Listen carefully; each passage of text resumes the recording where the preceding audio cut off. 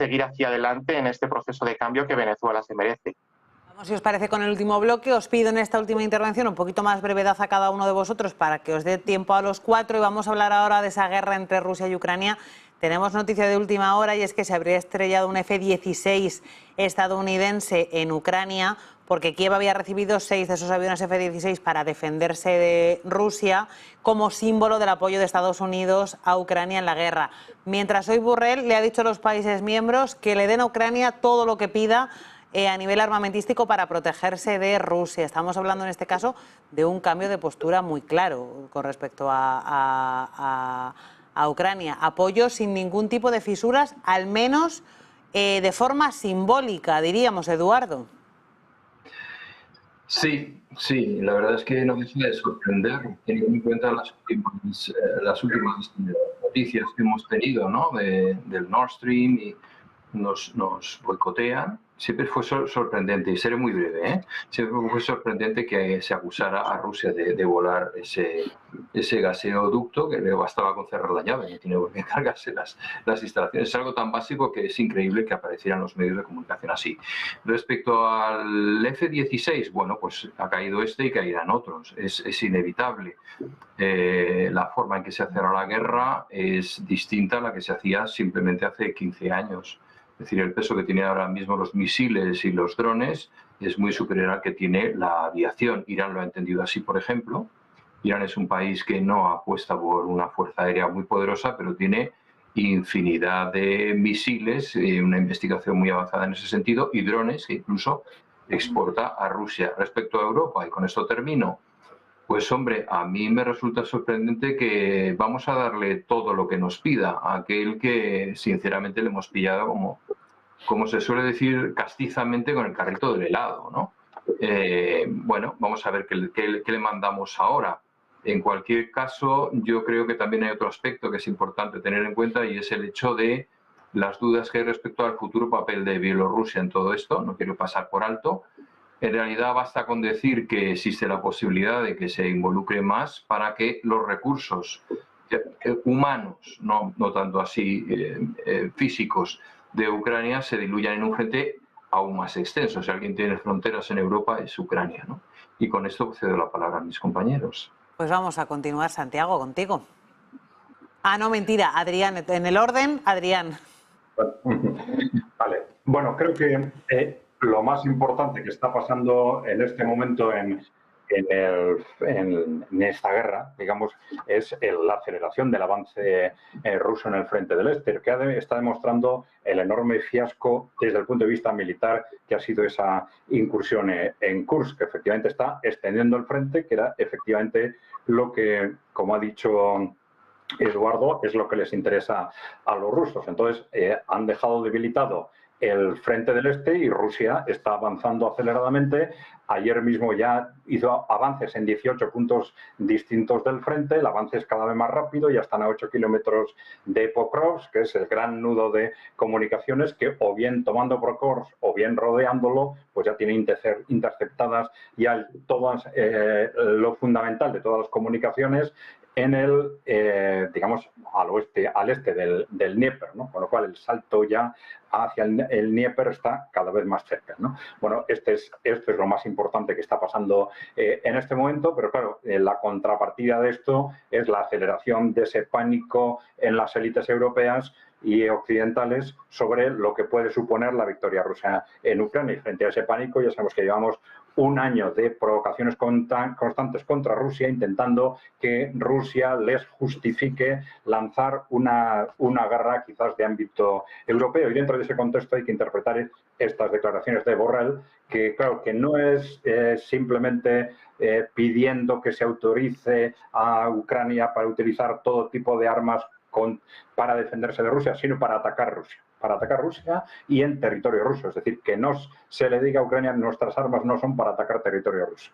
Es decir, con lo cual es evidentemente dar un paso tras otro hacia intentar intentar provocar a Rusia hacia un conflicto de otra dimensión, viendo que en el frente no tienen nada que hacer. Rusia va a ganar la guerra, no tiene demasiada prisa, pero ya se está derrumbando el frente ucraniano en el este. Frente a esto, la única alternativa que tiene esa élite europea ante esa situación de desesperación es la escalada, ¿no? Esa escalada que llevan un año intentando y no han conseguido. Ya dijimos que estos meses iban a ser claves porque tenemos por un lado el avance ruso y por otro lado tenemos las presidenciales en Estados Unidos, con lo cual ahí hay dos referencias clave para que estas élites que llevan 30 años, por cierto, destruyendo Europa, pues decidan quizás lanzarnos a esa contienda de ámbito europeo como única solución para salvar su propio futuro frente al avance de los países emergentes.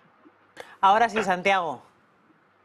Bueno, pues como se ha pedido brevedad, trataré de ser telegráfico. En primer lugar, yo creo que Borrell tiene un problema y es que él se cree de verdad que es ministro de Asuntos Exteriores de la Unión Europea, como si la Unión Europea fuese un Estado. El embebido en su idea de la Europa sublime, del europeísmo, se cree que está representando a un Estado con una política exterior lo suficientemente unificada y potente como para poder tener algo que decir fuera de sus fronteras. Y esto es falso. La Unión Europea no es más que un nido de tiburones donde las grandes empresas de los países europeos necesitan a los estados para sus planes y programas y viceversa. Los estados necesitan a esas empresas para sus planes y programas. Donde hasta hace nada, hasta la voladura del Nord Stream, Alemania no ejercía de aspiradora de recursos del resto de países y donde hay unos desniveles enormes a nivel de desarrollo tecnocientífico, industrial, etcétera, entre los autodenominados frugales y los denominados por esos mismos frugales PIGS, Portugal, Italy, Greece, Spain, es decir, Grecia, España, etcétera. A veces incluyendo Irlanda, a veces incluyendo el Reino Unido, pero bueno, ya ocurrió el Brexit y eso no ocurre. En segundo lugar, como la Unión Europea y como Borrell se cree que él es el ministro de Asuntos Exteriores de un Estado, piensa que sus alocuciones pasan por ser algo más, cuando son algo menos, que meras soflamas ideológicas desde su posición europeísta, socialdemócrata o como se quiera llamar, en el que piensa que después de la Segunda Guerra Mundial Europa era el vergel del Edén, cosa que por el empuje de los países de los BRICS, de eso que se llama, también es verdad que es un nombre confuso, sur global, no me retraigo a lo que dije antes sobre Venezuela, pues ese empuje se está empezando a minar. Problemas como la migración, problemas como el hecho de que Europa está entre medias del principal socio comercial suyo, que es China, y el principal socio geopolítico y militar, que es Estados Unidos, pues no es capaz de resolver la situación porque no tiene poder para ello. Y en tercer lugar, totalmente de acuerdo con lo que ya se ha dicho, es decir, Ucrania a corto plazo, en el campo de batalla, que es donde la inmensa mayoría de las veces se deciden los conflictos bélicos, pues está perdiendo. La ofensiva hacia Kursk no ha dado los frutos que se pensaban. La cabeza de Zelensky dentro de unos años, cuando su gobierno tenga que firmar los acuerdos de paz y él ya no sea presidente de Ucrania, pues vamos a ver qué ocurre con esta persona, vamos a ver cómo se van a vender en los mercados de segunda mano los libros biográficos que han hecho sobre él.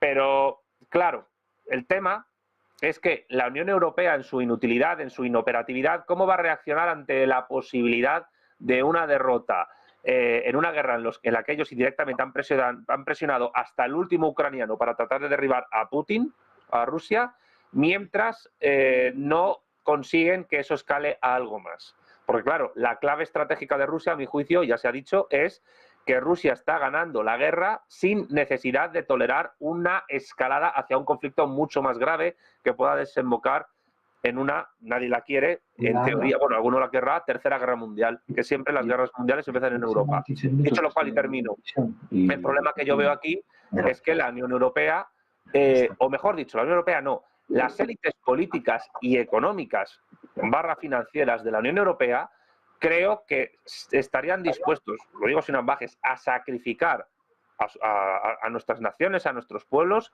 con tal de ver a Rusia derrotada e ir a una guerra mayor. Y claro, ¿esto quién lo para? ¿Quién para este tipo de arengas, de este tipo de necesidades calabestes?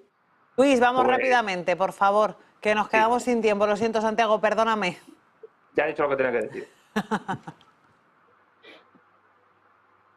Sí, bueno, yo creo que las declaraciones de Borrell también hay que insertarlas en el momento en el que está los últimos meses, de las últimas semanas de su mandato, y hombre, pues como todos, pues querrá tener su momento también de gloria y bueno, pues intentar pasar a la posterioridad de la mejor manera posible, ¿no? Yo creo que esas declaraciones van en línea con la posición que Europa, la Unión Europea, ha mantenido a día de hoy, pero claro, tampoco podemos dar todo lo que Ucrania nos pida porque podemos vernos desabastecidos nosotros mismos, podemos quedarnos en una situación difícil, verdad que no va a haber una guerra entre países de la Unión Europea, pero tampoco podemos caer en la infantilidad de decir, bueno, pues damos todos nuestros armamentos y nosotros ya veremos cómo nos apañamos. Ese escenario es prácticamente inviable por lo que pueda pasar y porque, bueno, pues los estados tienen que tener una serie de medios para ejercer esa violencia física legítima de la que hablaba antes.